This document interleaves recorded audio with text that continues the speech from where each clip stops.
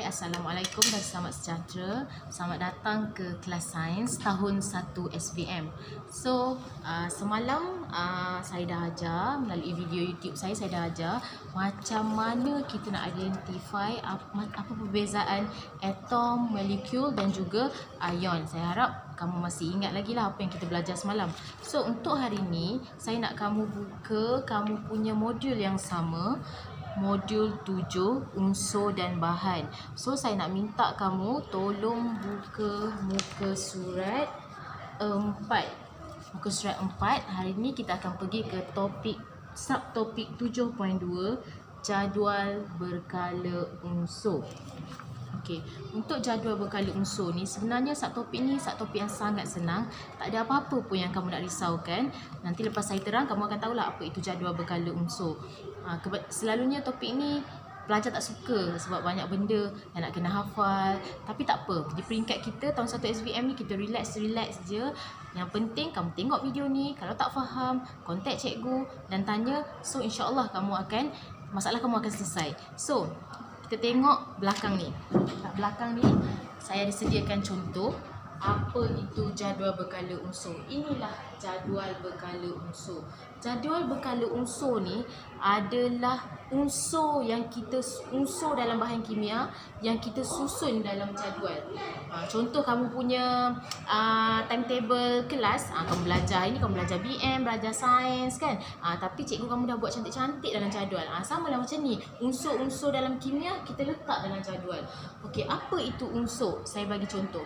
Contoh untuk kelas kimpalan ya, anak murid kimpalan yang saya ajar. Kalau kimpalan kamu belajar tentang apa? Logam. So logam tu adalah unsur. Seterusnya untuk kelas ETN, anak murid ETN saya. ETN kamu belajar tentang wayar kuprum, betul tak? So kuprum tu pun adalah unsur. So unsur kuprum, logam semua ada dalam ni. Ada dimasukkan dalam ni. Udara yang kamu bernafas, oksigen. Oksigen tu adalah unsur. Ada oksigen kat sini ya, kamu boleh nampak kat sini oksigen. So kamu hembus pernafasan, karbon dioksida, ada oksigen dan juga karbon. Karbon juga adalah unsur. So karbon ada dekat sini. Dalam jadual dia letak kat sini. So itulah jadual berkala. Susunan unsur yang kita letak dalam jadual. So setakat ni saya rasa kamu boleh faham. Okey, seterusnya kita nak analisa satu persatu tentang jadual berkala ni. Okey, yang pertama, barisan yang macam ni menegak ke bawah. Yang menegak ke bawah ini kita panggil sebagai kumpulan.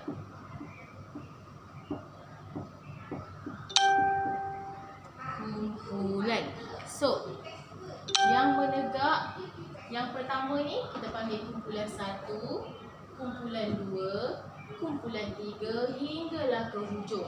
Semua sekali kumpulan ni, barisan menegak ni kita ada 18 kumpulan. So kalau soalan tanya, jadual berkala terdiri daripada berapa kumpulan? So ada berapa? Semuanya 18 kumpulan. So kamu boleh tengok ada nombor kat sini. Kumpulan 3, 4, 5, 6. So saya ulang semula. Unsur yang disusun secara menegak kita panggil sebagai kumpulan. Okey, seterusnya kita tengok susunan melintang. Macam ni. 1, 2, 3, 4, 5, 6, 7. So yang melintang ini kita panggil sebagai kala. Susunan unsur secara mendata ataupun melintang kita panggil sebagai kala. So kita ulang semula. Menegak kita panggil sebagai kumpulan. Melintang kita panggil sebagai kala. So setakat ni boleh faham? Okey, saya rasa kamu boleh faham setakat ni. Okey. So tengok muka surat seterusnya, muka surat 5. Dia bagi tahu satu kenyataan kat situ, kita boleh baca sama-sama. Sifat logam berkurang dan sifat bukan logam meningkat daripada kala kiri ke kanan. Dari sebelah kiri ke kanan, sifat logam berkurang. So maksudnya logam sebelah sini. Semakin ke sebelah sini, dia dah sifat logam dia semakin berkurang. Okey, yang kedua, perubahan sifat oksida daripada base kepada oksida asid. Maksudnya makin ke kanan dia semakin acidic, semakin berasid. Yang ketiga, sifat kekondaksian arus elektrik semakin berkurang. Maksudnya semakin ke sebelah kanan, bahan-bahan ni semakin tak boleh mengkondaksikan elektrik, tak boleh mengalirkan elektrik. Okey, setakat ni boleh faham ya?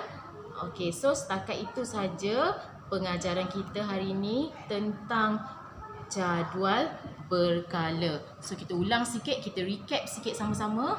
Yang pertama kita belajar jadual berkala ni adalah susunan unsur. Kita slot in unsur dalam jadual supaya dia lebih cantik dan teratur. So, untuk jadual berkala yang unsur dia menegak, susunan menegak ni kita panggil sebagai kumpulan. So, kumpulan ada berapa kumpulan?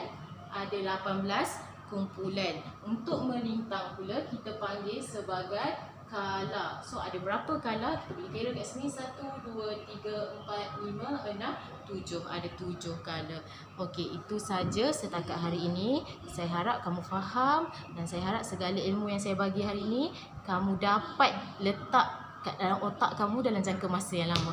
Okey, Assalamualaikum, selamat sejahtera.